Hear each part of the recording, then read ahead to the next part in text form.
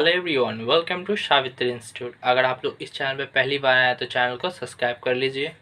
यह आप लोगों का न्यू मॉडल एक्टिविटी टास्क है सितंबर 2021 का क्लास 10 का सब्जेक्ट ज्योग्राफी यानी भूगोल। ठीक है, तो चलिए शुरू करते हैं।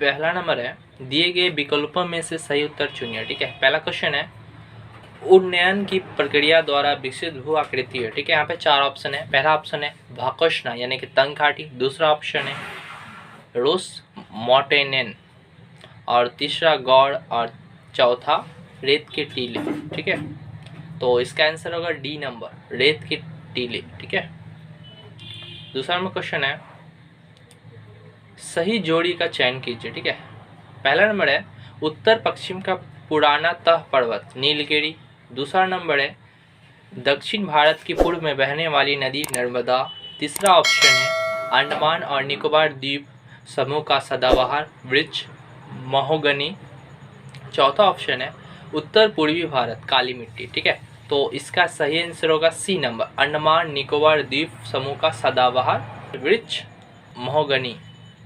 ठीक है, तीसरा नंबर क्वेश्चन, भारत का रूढ़ है। ठीक है, पहला नंबर ऑप्शन है जमशेदपुर, दूसरा नंबर ऑप्शन है दुर्गापुर, तीसरा नंबर ऑप्शन है भिलाई, चौथा नंबर ऑप्शन है बोकारो। ठीक है, तो इसका सही आंसर होगा बी नंबर दुर्गापुर। ओके, अगर आप लोग अभी तक हमारे यूट्यूब चैनल को सब्सक्राइब नहीं किया तो सब्सक्राइब कर लीजिए और लाइक्स कर दीजिए। अब चलते हैं नेक्स्ट। 2 नंबर, यदि कथन सत्य है तो टी लिखे और यदि असत्य है तो एफ लिखे। ठीक है, तो पहला नंबर क्वेश्चन है, नदी के तल पर घर्षण से बने छिद्रों को जल गर्तिका कहा जाता है। ठीक है, तो ये होगा सत्य। ओके, दूसरा नंबर, भारत के तटीय क्षेत्र में दिन के समय भूमि की हवा चलती है। ठीक है, तो इसका आंसर होगा असत्य। ठीक है, तीसरा नंबर क्वेश्चन है, चाय की खेती के लिए गर्म और शुष्क मौसम अनुकूल है। ठीक है, तो इसका आंसर होगा असत्य। ओके, तो अब चलते हैं आगे।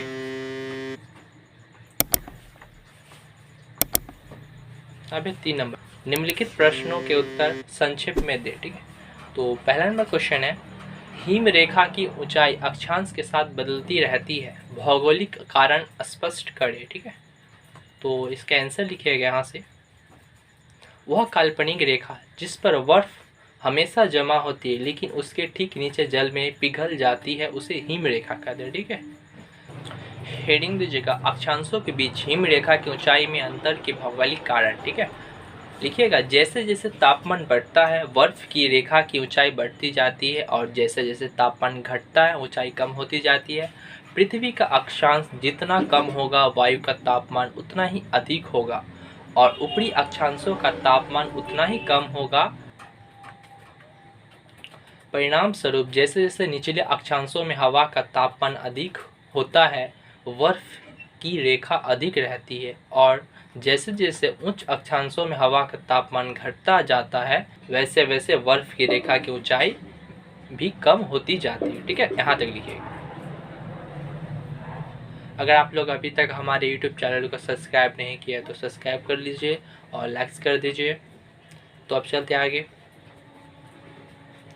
2 नंबर क्वेश्चन है, हिमालय पर्वतमाला की जलवायु के लिए नियंत्रक कारक के रूप में किस प्रकार कार्य करती है। ठीक है, तो इसका आंसर लिखिएगा यहाँ से, हिमालय की स्थिति भारत की जलवायु को बहुत प्रभावित करती है। ठीक है, तो यहाँ पे पॉइंट वाइज है। ठीक है, तो पहला पॉइंट है रॉकफॉल वर्षा यानी कि रॉकफॉल रेन।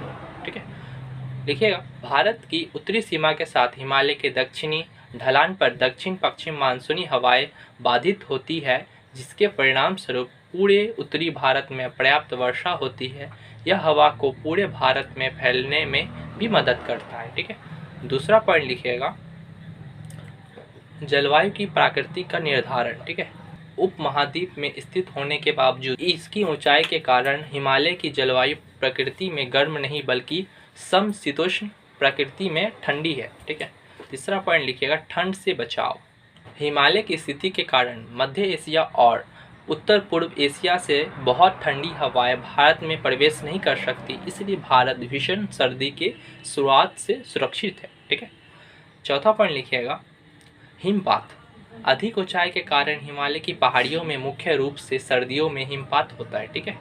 पांचवा पॉइंट लिखिएगा, मानसूनी हवाओं का नियंत्रण। ठीक है।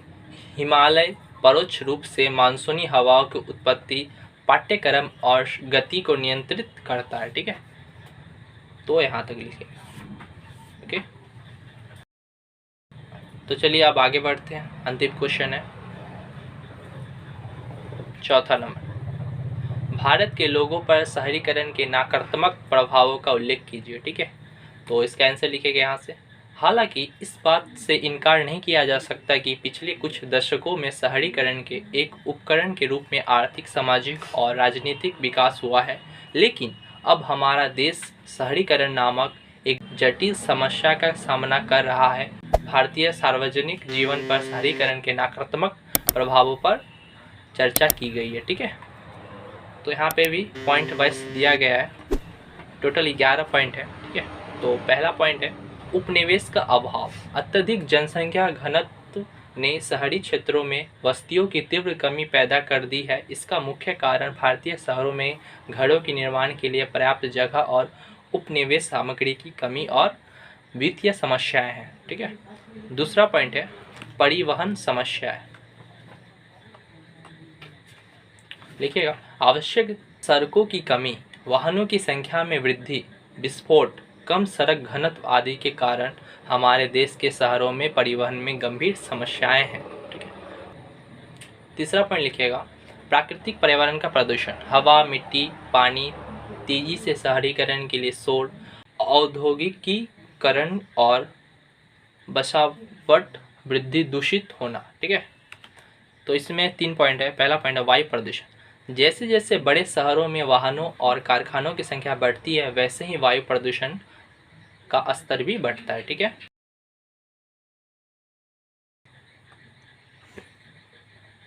दूसरा पॉइंट है जल प्रदूषण। औद्योगिक अपशिष्ट, घरेलू कचरे को कहीं भी डंप करने के लिए परिणाम स्वरूप भूजल में प्रदूषण का स्तर बढ़ रहा है। ठीक है। तीसरा पॉइंट है ध्वनि प्रदूषण। ज़्यादातर मामलों में कारखानों और वाहनों का शोर स्तर 6.5 डेसीमीटर से अधिक होता है। ठीक है। अब आते हैं चौथा नंबर पॉइंट पे, प्राकृतिक पर्यावरण के संतुलन का नुकसान। ठीक है। भारत में शहरीकरण की दर में वृद्धि, जलाशयों का भरना, घरों और सड़कों का निर्माण, वनों की कटाई, उद्योगों की स्थापना, कारखानों, जल विद्युत परियोजनाओं के लिए स्थान आदि के कारण प्राकृतिक पर्यावरण का संतुलन खो रहा है। ठीक है। पांचवा पॉइंट लिखिएगा, ग्रीन हाउस प्रभाव और ग्लोबल वार्मिंग। ठीक है। रेफ्रिजरेटर, एयर कंडीशनर, खिड़कियों में अतिरिक्त कांच, पक्की सड़कों से गर्मी विकिरण, वाहन उत्सर्जन आदि के साथ मिलकर ग्लोबल वार्मिंग में योगदान दे रहे हैं। ठीक है।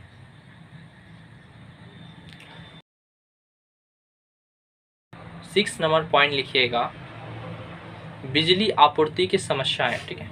शहरी कार्यालयों, उद्योगों, परिवहन, वाणिज्य और घरों में बिजली की उच्च मांग के कारण आसपास की भीड़ को अक्सर कमी को पूरा करने के लिए लंबे समय तक लोड शेडिंग का सामना करना पड़ता है। ठीक है।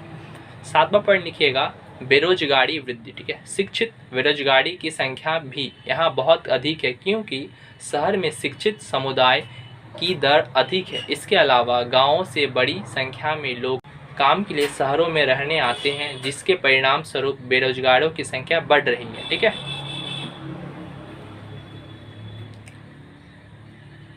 अब आते हैं 8वां नंबर, ठोस अवशिष्ट सामग्री की समस्याएं।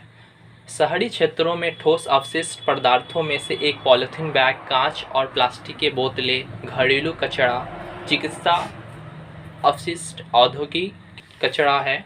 ये अपशिष्ट शहरी क्षेत्रों में बड़ी मात्रा में उत्पन्न होते हैं, जिनके निपटान के लिए आवश्यक स्थान की कमी होती है। ठीक है।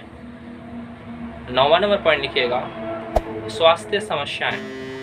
अनियोजित शहरीकरण के कारण अविकसित जल निकासी व्यवस्था, जल प्रदूषण, स्लम क्षेत्रों में अस्वस्थ वातावरण आदि के कारण बीमारी की दर अधिक है। आबादी के भारी दबाव ने सरकारी अस्पतालों के लिए इसे सहन करना असंभव बना दिया। ठीक है, अब आते हैं 10 नंबर पॉइंट पे।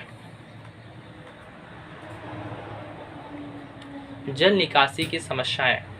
शहरी क्षेत्रों में कारखानों द्वारा उपयोग किए जाने वाले पानी और शहर में रहने वाले लोगों द्वारा घरेलू और स्वच्छता उद्देश्यों के लिए उपयोग किए जाने वाले पानी के लिए उचित जल निकासी व्यवस्था नहीं है। ठीक है, और अंतिम पॉइंट लिखिए 11 नंबर, पीने की पानी की कमी। शहरी क्षेत्रों में रहने वाले लोगों का उपयोग और पीने के पानी की भारी मांग अक्सर पूरी नहीं होती है, जिसके परिणाम स्वरूप शहरों और कस्बों में पीने के पानी की कमी हो जाती है। ठीक है, तो यहाँ तक लिखिएगा आप लोग आंसर इसका। ठीक है, तो ये आप लोगों का पूरा कंप्लीट हो गया। अगर आप लोग अभी तक हमारे यूट्यूब चैनल को सब्सक्राइब नहीं किया तो सब्सक्राइब कर लीजिए, लाइक्स कर दीजिए और कमेंट कीजिए। ठीक है, और अपने दोस्तों के साथ शेयर कीजिए। अगर आप लोग को इसका PDF फाइल चाहिए तो हमारे व्हाट्सअप टेलीग्राम से जुड़ जाइए, डिस्क्रिप्शन बॉक्स में लिंक दिया गया है। ठीक है, तो चलिए, धन्यवाद।